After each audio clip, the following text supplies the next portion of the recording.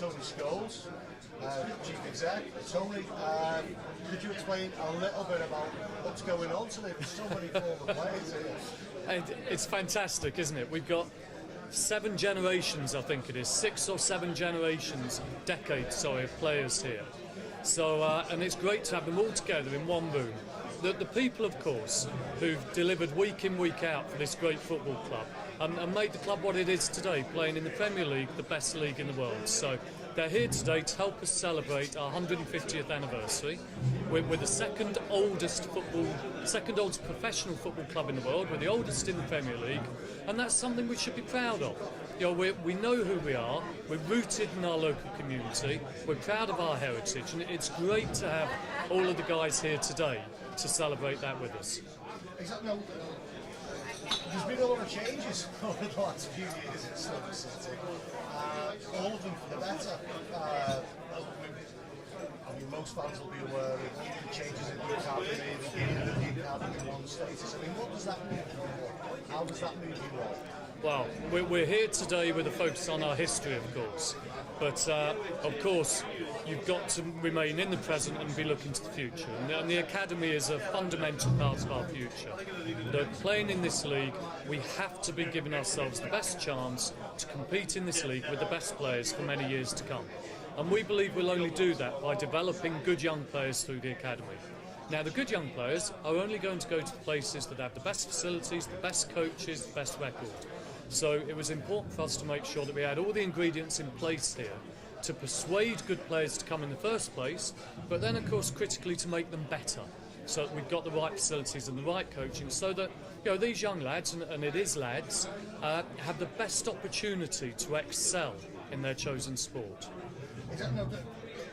Over the last 5 years since promotion, there's been an FA Cup semi-final, a historic final, a European campaign. There's been a great deal for the fans to really buy into. But the club have also got a phenomenal community programme. In fact, one of the best programmes within the Premier League. Yeah. Why is that? Why do we have a community programme? Number of reasons. One is the reason I've just talked about for the academy, investing in the future. You could argue, and I think it's an argument that flows, that investing in the community is investing in our fan base of the future. So that's one, and in many ways that's a commercial argument. But also we recognise that we're in a privileged position. We're an institution, and we've got players in particular who large areas of the community look up to. So we've an important role as role models as well. So we like to go out into the community and exercise that role in a very positive way.